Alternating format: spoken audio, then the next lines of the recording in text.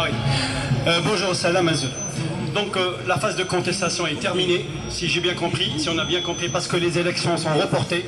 Maintenant, je pense qu'on va rentrer dans la ligne droite de la négociation. Les élections sont reportées. La ligne directe, c'est la négociation. Comment nous allons négocier? C'est très important. Pour négocier, enfin, ça c'est mon point de vue, ça m'engage que moi. Peut-être je manque de... Ça, enfin, on est en démocratie, c'est une démocratie participative, on essaie un petit peu d'apporter sa pierre à l'édifice. Moi, je ne tiens pas un discours réactionnaire, hein. C'est fini. Le discours réactionnaire, il faut sortir. Rissa Patel, elle va partir, tout le monde va partir, ça on le sait, tout le monde le sait. Les 42 millions algériens savent que le Rissaba doit partir. Si on va tourner autour du pot, on va dire, le Rissaba doit partir, Silal va partir, Gaï va partir, mais c'est vrai, ils vont partir, mais on va faire quoi? Les élections sont reportées. Première victoire pour le Hirak. Pour moi, c'est un Hirak Silmi, il restera Silmi. Il ne faut pas qu'il dévie. La ligne a été définie depuis le 22 février. Nous devons rendre hommage aux manifestants dans toutes les rues d'Algérie qui nous ont donné ce courage. Une phase de contestation, c'est une phase de courage. Maintenant, nous avons le courage. Nous avons contesté, maintenant on va négocier. Comment on va négocier? On va négocier avec une partie en face. Cette partie, c'est qui? On ne sait pas. Et on a qui disent, est-ce que c'est une institution militaire? Est-ce que c'est une autre institution? Est-ce que c'est une institution qui va tomber du ciel? Non, faut être réaliste. Une institution qui tient jusqu'à maintenant, je pense, attention, ça c'est mon point de vue, je pense une institution militaire. Toutes les autres institutions sont quasiment effondrées parce que c'est le système. Comment on va négocier? Il faut un organe de transition. Un organe de transition, il comporte une direction collégiale. Ça peut être des médecins, ça peut être des chômeurs, ça peut être des boulangers, ça peut être des bouchers, des femmes, des hommes, qui représentent toute la société civile. On a 48 wilayas. Chaque wilaya, elle peut dégager 5 fois 10 personnes. 48 fois 10, 480. Après, on passe par phase éliminatoire. Il faut une équipe qui va négocier au nom du Hirak, avec l'approbation du Hirak. C'est Hirak qui doit donner l'approbation. C'est lui qui doit donner l'aval pour négocier. Qu'est-ce qu'on attend de l'organe de transition? On attend une chose. La mise en place d'un vrai projet de société. Oui, on commence par un projet de société. Et la deuxième phase, c'est très important, c'est restaurer les règles démocratiques. C'est quoi les règles démocratiques? La séparation du pouvoir exécutif, la séparation du pouvoir législatif et la séparation du pouvoir judiciaire. C'est très important, à condition que les gens qui composent cet organe de transition n'ont pas d'ambition politique. Parce qu'attention, quand il s'agit d'organes de transition, des personnes qui vont négocier, l'appétit, ça va venir en mangeant. Donc forcément, c'est humain, il risque d'avoir une certaine compétition politique. Attention, s'il y a une compétition politique, le Hirak il meurt. Donc forcément, la représentativité du Hirak doit passer par les 48 wilayas en Algérie et la représentation de l'amicale des Algériens en Europe, aux États-Unis et au Canada. Voilà, je pense qu'il faut désigner l'institution avec qui on va négocier, c'est important. On ne va pas dire on va pas négocier ni avec toi ni avec toi. Il doit y avoir une partie. Attention, la paix ne se fait qu'avec les forts. On ne peut pas négocier avec les faibles. C'est-à-dire on se met à table et on négocie. C'est comme ça. Voilà, je pense, c'est mon point de vue. Merci beaucoup. Bon, avant de passer la parole à quelqu'un d'autre, juste pour dire que l'amicale des Algériens en Europe ou ailleurs, c'est des mauvais souvenirs. Hein. C'était l'organisation du FLN pour encadrer les Algériens à l'extérieur. Voilà. Il y a qui c'est qui doit prendre la parole maintenant? Ah, il y a Mourad. Ce qui est bien donc, dans cette période révolutionnaire, c'est qu'on peut prendre la parole un peu partout. Je viens de terminer de l'autre côté, donc je viens participer au débat ici. Je voulais dire donc 2-3 choses importantes. Il y a comme ça déjà pour votre mobilisation et pour votre écoute.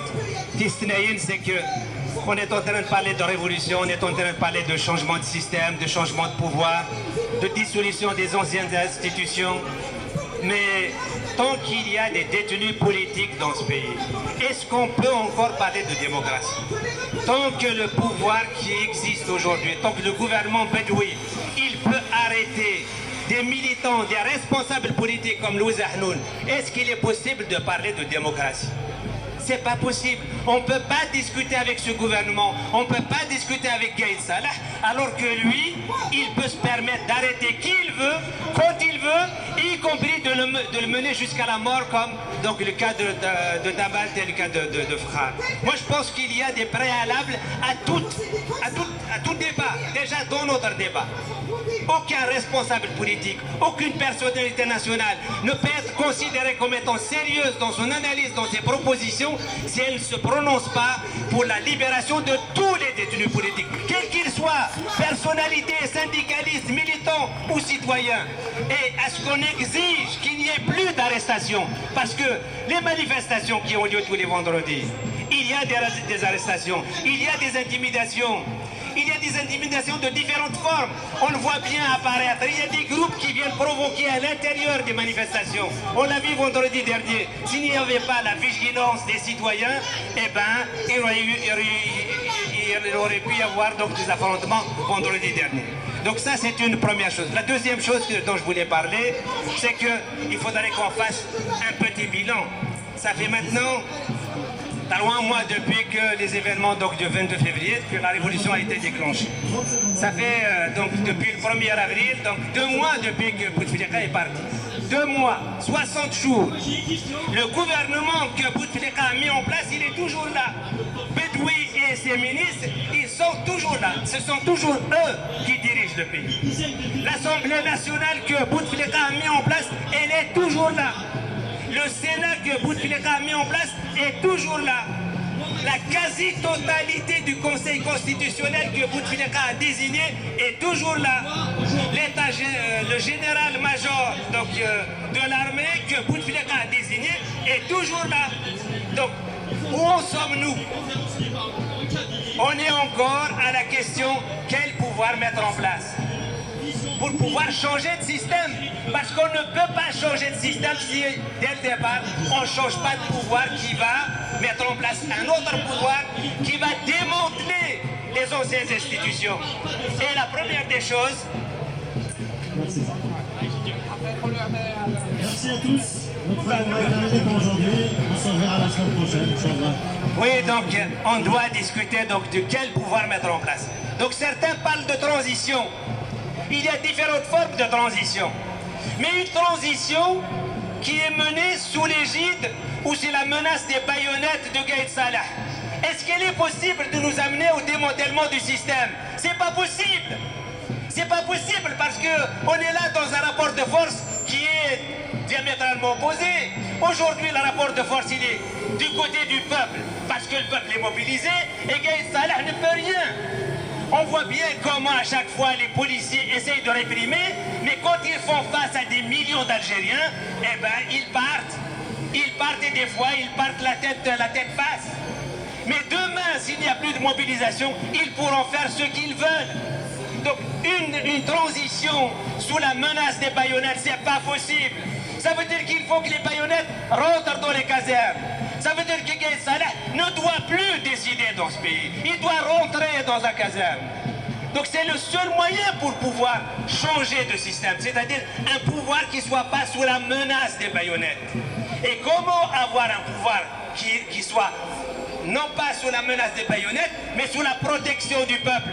C'est qu'il faut d'une part la mobilisation permanente du peuple et d'autre part, il faut que l'armée reprenne sa principale mission, celle de protéger les frontières. Un point final, ce sont deux exigences qui sont fondamentales. Mais ces deux exigences, on ne pourra pas les formuler, elles ne pourront pas être démocratiques s'il y a encore des détenus politiques dans les prisons. C'est un préalable de tous les préalables, la libération de tous les détenus politiques, des militants et des responsables comme Louis Ahnoun et autres.